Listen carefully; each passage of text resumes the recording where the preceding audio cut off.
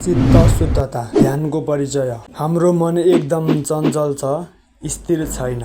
ध्यान भनेको हाम्रो यो चञ्चल मनलाई एकाग्र गर्ने, स्थिर गर्ने तथा चित्त शुद्ध गर्ने काम हो। ध्यान बस्नाले मन नियन्त्रित हुन्छ र यसले मनलाई एकाग्र बनाउँछ। ध्यानले मनमा आउने लोभ, रिस, ईर्ष्या जस्ता मनको मायालाई पन्छाएर मनलाई शुद्ध पार्छ। तर ध्यान कसरी बस्ने? यदि ध्यान बस्न चाहने हो भने ध्यान बस्ने ठाउँ शान्तमय हुनुपर्छ। ध्यान बस्दा आफूलाई जसरी सजिलो हुन्छ त्यसरी पलेटी मारेर बस्नुपर्छ। ढाड सिधा राखेर आरामसित बस्नुपर्छ। बायाँ हत्केलामाथि दायाँ हत्केला राख्नुपर्छ। आँखा हल्कासँग बन्द गरेर बस्नुपर्छ। त्यसपछि श्वास भित्र आएको र बाहिर गएकोमा ध्यान दिनुपर्छ। भित्र आइरहेको श्वासलाई भित्र आइरहेको छ भनेर थाहा पाउने र बाहिर गइरहेको श्वासलाई बाहिर गइरहेको छ भनेर थाहा पाउनुपर्छ। श्वास लामो छ भने लामो छ भनेर थाहा पाउनुपर्छ। छोटो छ भने छोटो छ भनेर थाहा पाउनुपर्छ। भारी छ भने भारी छ भनेर थाहा पाउनुपर्छ। हल्का छ भने हल्का छ भनेर थाहा पाउनुपर्छ। मन भागेमा होस आएपछि फेरि श्वासमा केन्द्रित पार्नुपर्छ। यसरी पटक पटक प्रयास गरेपछि मन श्वास प्रश्वास प्रक्रियामा एकाग्र हुन थाल्छ। श्वास प्रश्वासबाट सम्बन्धित पेटमा होस राखेर पनि ध्यान बस्न सकिन्छ। श्वास लिँदा पेट फुल्छ र श्वास छाड्दाखेरि पेट सुक्छ।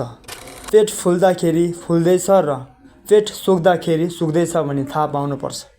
यदि पेट फुलेको र सुकेको स्पष्ट छैन भने पेटमा हात राखेर अभ्यास गरे पनि हुन्छ। पेट फुलेको र सुकेको प्रक्रियालाई हेर्दा हेर्दै मन बाहिर गयो भनी सम्झनुपर्छ। पछि फेरि पेट फुलेको र सुकेको प्रक्रियालाई हेर्नुपर्छ। यसरी पटक पटक प्रयास गरेपछि फुलेको र सुकेको प्रक्रियामा मन एकाग्र हुन थाल्छ। ध्यान किन बस्नुपर्छ? मानिसको मन नै प्रमुख हो।